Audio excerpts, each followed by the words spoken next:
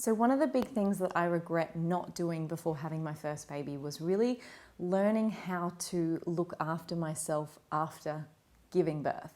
I completely blanked on all of that. I didn't prepare my mind or my body how to give birth, and I certainly didn't think about what that would look like afterwards with a newborn and trying to physically recover. So if you have found this video before having your baby, well done you for actually being way more prepared than most of us. So I'm going to include in this video some of the things that I didn't expect, some of the things that you guys didn't expect. I asked this on my Instagram, and lots of you have written in great responses about the things you didn't expect to encounter after giving birth or after having a baby. Not all of these things are just about the body. Some of them are about the mental aspects as well. So if you are about to have a baby and wondering what to expect once that baby is in your arms, then this is the video for you. So for me, the thing that really knocked me was the sleep deprivation combined with the physical healing from birth. So my first birth, as I've shared before, didn't go exactly to plan, although in saying that I didn't really have a great plan. I hadn't really thought too much about it, but I ended up having an episiotomy. I ended up having a vacuum delivery, and recovery from that was very painful. Now, I have a feeling now recovery was actually worse because I was also dealing with the emotional aspect of feeling traumatized by the birth. So I just didn't want to know about anything that was going on down there. So in many ways, I don't think I cared for myself as well as I should have. And I just remember those first couple of days wandering the house in this sleep-deprived fog with the sorest boobs from learning how to breastfeed and not being able to sit down because I was in so much pain. Now, this is not the case for all women recovering from episiotomies. I definitely think I could have done myself a favor by looking after myself better and looking into it before I had my baby, because of course, once you have the baby, you're in such a fog and trying to look after them that you forget to look after yourself. So going into my second and third birth, I was way more prepared, looked after myself better, and recovery was nowhere near as painful. So 100%, if you are about to have a baby, look into some things that you can have around the house to ease recovery. I'll leave a blog post that I wrote a little while ago where I've shared some of my ideas for what you should prepare for that physical healing after birth. Now I want to share some of the things that you guys have put up on your Instagram, things that you didn't expect after birth, things that surprised you, and that you wish you had known going into having a baby for the first time. So if you aren't already following me on Instagram, this here is my handle. Please go and find me. I always like to say hi to you guys over there. So the first one is breastfeeding is so hard on your neck and upper back. This is so true. I really didn't expect how much being in this position, and it's not just for breastfeeding as well. When you're carrying a little baby all day long, you tend to be in this position literally 24 hours a day. Some of you, like me, may also co-sleep, so you end up kind of contorted around your baby over nighttime, and this part of your body, your neck, your shoulders, it needs so much opening. This is why in any of my postnatal yoga classes, we do a lot of opening in this space. I'll leave some links below for some of my postnatal yoga classes. If you do want to stretch out this area and create a little bit of space, maybe you can save them for later so that when you do have your bub in your arms and you're needing to release some of that tension in that area, you can come back to these classes then. So the second thing that was shared by you guys was that you can feel pain and grief about your birth experience, but still feel grateful. So this one was actually shared from Phoebe. She's actually written an article on my blog, so how she had a traumatic birth experience, and I very much resonated to all the things that she said, in that it almost felt like you weren't allowed to feel bad about what happened because of course you had a healthy baby in your arms. But the reality is, even if you have a healthy baby in your arms, if that birth experience was traumatic, it didn't go the way that you wanted, you felt like you had no voice through that experience, you can come out of it really feeling this deep grief that that wasn't what it was meant to be. And I think it's important to know that you're allowed to feel that way. You're allowed to feel like that was shit, even when you have the healthy baby in your arms. Obviously, healthy baby is priority, but also healthy mum. And a part of that is the mental and emotional side of that. So if you have had a traumatic birth, I really recommend finding someone that you can talk to, whether that's a counselor, whether you reach out to me. So I do offer these sessions via Skype. I'd be happy to talk to you. And it's really important to give yourself that time and space to grieve what you thought your birth would look like. Even when you have done the work to prepare for birth, you've done hypnobirthing, you've done some yoga for birth preparation, whatever you do to prepare, even when you've done that, birth is always unpredictable. Every baby is different, every birth is different. And I think it's really important to be able to say, that was not what I wanted. I'm still incredibly grateful for this healthy baby, but I need to process what happened. So the third thing that you guys shared was the emotional aspects, all the emotion. And this is a big one. Just in case you don't know, around day 3, day 4, day 5, all the emotions hit, all the hormones bubble up, and you might feel like you're completely crazy, like your emotions are out of control, that you don't know what's going on. You might doubt whether you're built for motherhood. You might doubt whether you can do this.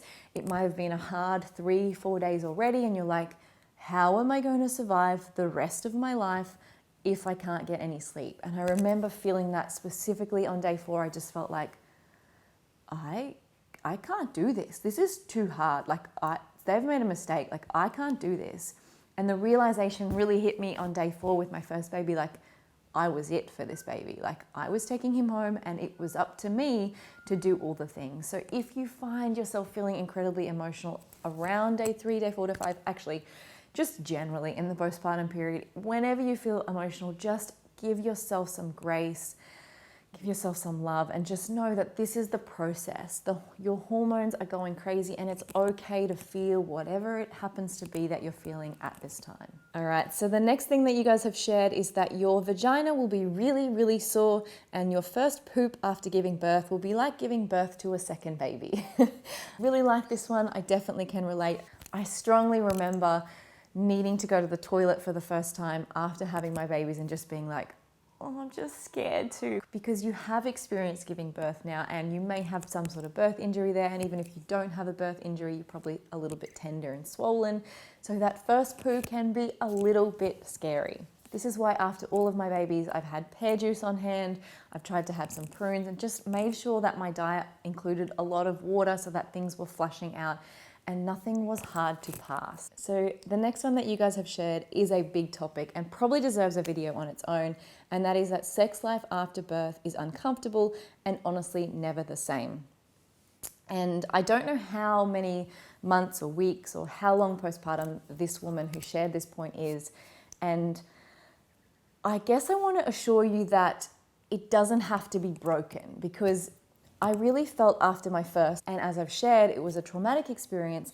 I really spent a good year after that first baby thinking, it's never going to be the same again. And I think for me, a lot of it was because I hadn't processed the trauma of it. And so sex for me just kind of brought my attention to that area, and I didn't want to think about it. And I didn't want to. I had no desire to. And that really affected my relationship, as it does, because I didn't want to connect in that way. I didn't want to connect at all because it might lead to sex, and therefore I really pulled back.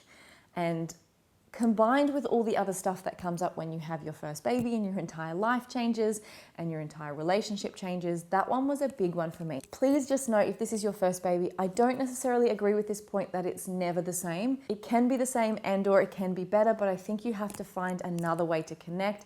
And you do have to find a way through that postpartum period and navigate intimacy during that postpartum period. So it doesn't have to be about sex. It doesn't have to be about connecting in that way, but you have to be able to have honest conversations about, I'm not enjoying this at the moment, and find other ways to connect, find other ways to express those feelings that you have for your partner. Because otherwise, if you don't share about it, they are just going to feel like you don't care about them in that way anymore, and that will affect your relationship. So yes, sex after birth can sometimes be painful, but I don't think it has to be. I think if you work your way up to it, if you use lube, if you make sure that you are ready, if you've done the work to process the birth and be comfortable with that area. So that might mean on your own to start with, being comfortable with that area being touched again. If you've done all that, it shouldn't be painful. So if you are experiencing pain, I recommend starting with going to see someone, whether that be your doctor, whether that be a pelvic floor physio, to check that everything has healed properly. And then if you still are experiencing pain, perhaps you need to work with someone to process your emotions around your birth, how you feel about that area, and then do a little bit of exploration on your own, and then really communicate with your partner what you're comfortable with, and work slowly back up towards sex. Don't just try and jump into it after that stupid 6-week rule that applies to no one. 6 weeks really is a meaningless number. For some women, they need much longer. For others, they don't need the 6 weeks. So the next one that you guys shared that you didn't expect was the back pain that you felt afterwards, having no core strength, and having bad posture. And it's interesting that this one is shared because obviously this is how this person has come to find me, because all of my postnatal yoga classes really are about addressing these things. So if you've got back pain, it's because you need to do some work on alignment. Like this woman said, the lack of core strength after birth is one of the main things that contributes to back pain, but so is a weak pelvic floor.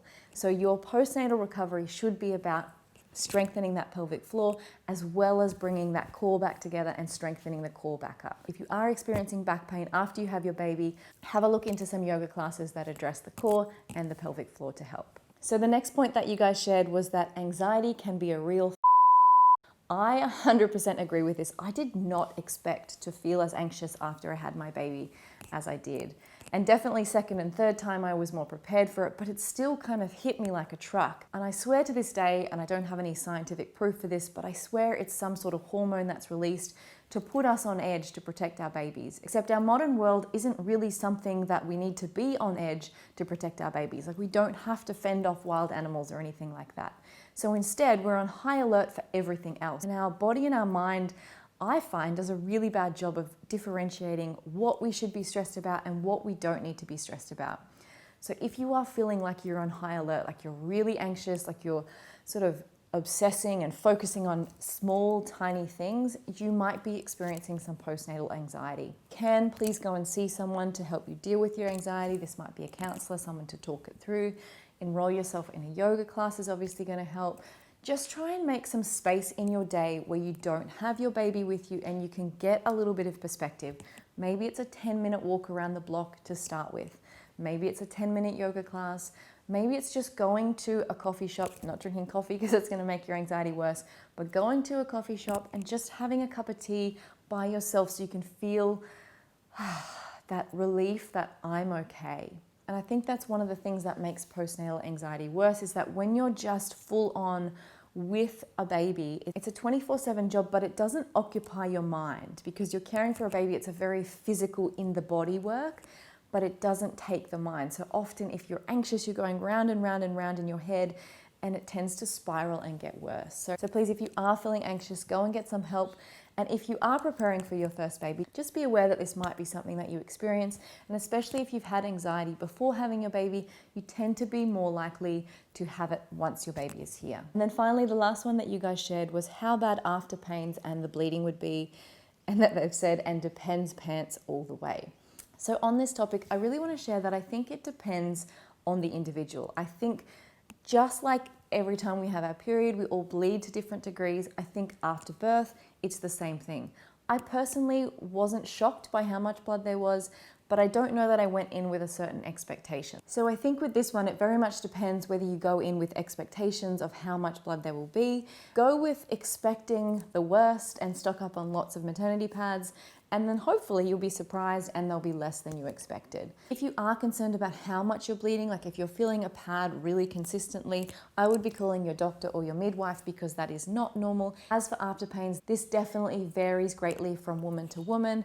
Personally, I didn't have extreme after pains. Some women find that as their uterus shrinks, so what this is when the uterus shrinks back down to its regular size, that the uterus cramps quite significantly. It often happens when baby is feeding, and some women speak about it being like mild labor pain. Personally, I didn't have any after pains at all, maybe just a mild cramp like in those first 24 hours after my baby, but really nothing that kind of shocked me or that I wasn't expecting after having a baby. But also something to be aware of, and that your uterus is significantly contracting back down at that time, and you may experience some pain because of it. So I would love to hear from you now. If you've already had a baby, what is it that you didn't expect after giving birth? Whether it be about the physical body, the mental aspects, or the emotional aspects, I would love if you would share in the comments below what you didn't expect, so that women who are coming to this video who haven't had their baby yet can read through the comments and have a little bit of a better understanding about what they're in for and what to expect after having a baby. Thanks again for being here. If you would like to practice some pregnancy or postnatal yoga, there will be some links below, and I'll see you in the next video. Namaste.